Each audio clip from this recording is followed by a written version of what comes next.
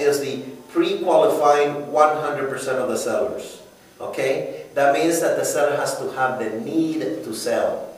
It's not the same thing as I want to sell. I mean, sure, I want to drive a Bentley too, but you know, I said I don't have to. You know what I'm saying? I want to. And so we confuse sometimes when a seller says, yeah, I like to sell, with somebody that must be in Oklahoma because he lost his job over here and he got a job offer in Oklahoma. So that guy that needs to move to Oklahoma needs to move to Oklahoma. So he has a dear need. Or somebody that says, whoops, I have a vacancy. I don't want to re-rent this property anymore. I don't want to be a landlord. I must sell because I'm not getting that extra income from that tenant. So there has to be a real reason. So you have to qualify that seller to be a seller that has to sell versus a seller that wishes to sell. And during the market appreciation, people say, well, wow, if I buy it for $500, now I get $600, might as well make that extra $100,000. So there was a little bit of greed in all of us that we were selling just because the price was going up. Right now, since the prices are not going up, the seller will take a second look and say, well, can I sell? If I'm not going to make that extra money, then I don't sell, I stay here. Because they're not generating as much equity to move on or to use part of that equity to do something else. Then there is, you know, of course, Mike Ferry has a plan of action where he says, I'm going to submit the listing to all the top real estate agents. I am going to call around the neighborhood and do this, advertising for your property or you know, notify every single neighbor that the property is up for sale. The other one is review the listing, and he says you should have your listing to be in the first or second position. Meaning, if I am coming into this town and I said I'd like to buy a house here, my listing has to be the one that is the lowest, so it sells. It has to be like when you go to the supermarket and you find that the loaf of bread there's one that goes for $1.99, there's another one for $2.19, and there's one for $2.39.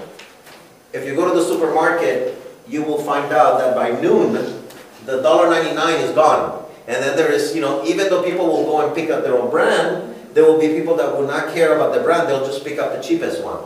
Bread is bread. So some people will say, well, I just want to live in Temple City because of Temple City School District. Or I just want to live in San Marino because of San Marino School District. So they'll buy the cheapest one that they can do in order to be in San Marino.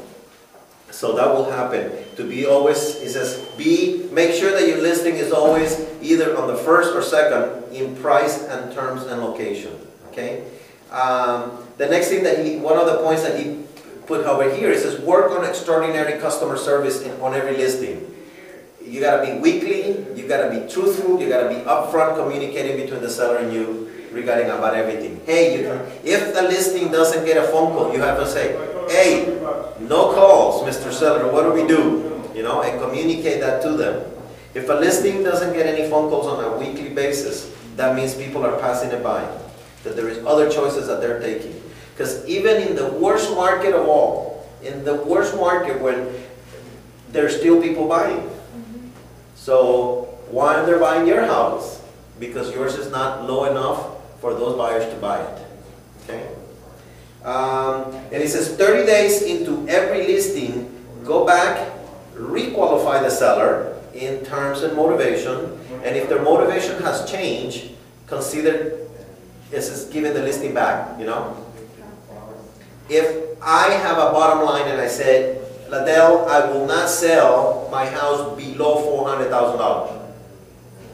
And all of a sudden we price it at $450, I didn't sell, we drop it to $425, and I'm still at there, and all of a sudden we get it at $400. And there's no activity on my listing. If that's my bottom line, because I need to net X amount of dollars so I can buy my bigger house, there's nothing you can do to push this person to come down. At that moment, I lose my motivation to sell. Because I needed to get $100,000 in my equity so I can use that $100,000 to buy the next one. So all of a sudden, my desire to sell changes. Okay? Same thing, Laura, you have a listing for sale, and all of a sudden you say, well, if I sell for this much money, I get this much equity. If I get this much equity, I can use that equity to purchase the next one. But if the market, if nobody brings Laura that price, all of a sudden her equity gets lower, and she goes, if I only have half of the equity that I thought I had, with that half I cannot do what I want to do. so the motivation changes and you say, oh well, I'm gonna find a tenant for the upstairs and then I'm going to keep it, right? And weather the storm. So the motivation changes. So there is no need to have a listing that is overpriced on the market just hoping and praying.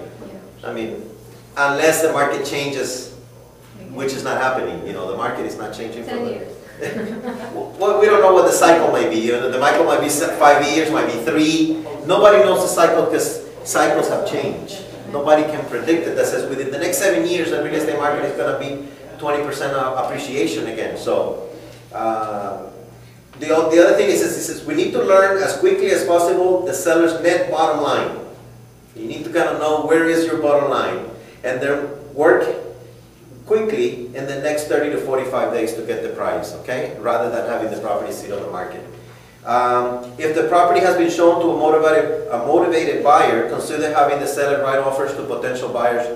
I don't know if I would use that one. I don't think that the seller should be writing like a backward offer saying, hey, Mr. Buyer, you saw my house, I'm willing to take this much now. You know, I don't think that I would do that. But, you know, that's one of the suggestions that he's offering. Notified everyone by email, voicemail. You can call the top real estate agents in the neighborhood that the property is for sale. Send a little note to them. Even when we have one of our acquisitions, one of our powerhouse houses that is not selling, we should take a proactive approach to even call the neighbors, because among the neighbors we might find a buyer, and that will give us an opportunity to double end the transaction. And sometimes we don't do that. But in the tougher market, maybe when we get an acquisition, when we put the property back on the market, we ought to notify the neighborhood, because usually somebody, a relative, a neighbor that lives around the property, they want to have somebody, a friend, they're very, you know, they're so used to the neighborhood that say, hey, this is a nice neighborhood, why don't you come back and there's a house up my street that is for sale, why don't you buy it? So we need to do that kind of marketing. Maybe we ought to do that with some of the listings that we have. You know, maybe all the owners in Treasure Island should be notified that we do have a property in Treasure Island for sale. Maybe they have not seen it. And if we let them know that we have it for sale for that price, maybe they will pick up a phone and say, hey, one property in my neighborhood is going for this much. Would you like to move into our neighborhood? So we might have to be doing those things. The other thing is so here, within 7 days of taking a listing, it says contact every prospect and any lead that you have.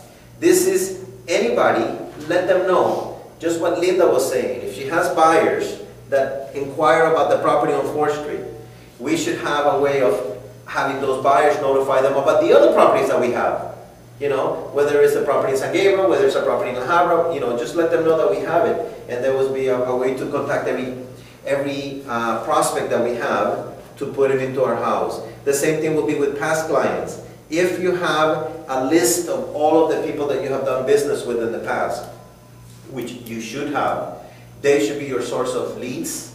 Because if you let them know what you're doing, say I'm trying to sell this house, I'm trying to sell that house, they would always think of you as the person in real estate. They would always think of Ladell as the person that, let me call Ladell. I have a friend that wants to buy, or I have a friend that wants to sell, and then you should be their choice. The other one is, I know that you guys have little checklists, okay, for your properties. This one is saying, consider developing a simple listing evaluation sheet or form that you can use on every listing. For example, what's the seller's motivation? Okay, on the ones that are short pay, the seller motivation is just to get it out of before the trustee sale goes on. So if the seller is getting zero money, it doesn't matter what he sells for, as long as the bank accepts it, right? Mm-hmm. So if the property stays on the market 1 week, you can reduce it the following week. It's been exposed in the market for another week to 9,000 real estate professionals because it's on the MLS. If it doesn't sell, your job is to get an offer. So you just drop the price. It doesn't have to be a huge price, but you just adjust the price, wait for another week, adjust the price. The seller is still going to get net zero.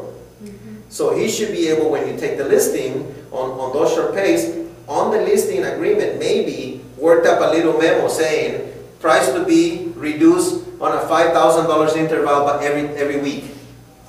That way you don't need to go back to the seller and get a signature to get those price reductions.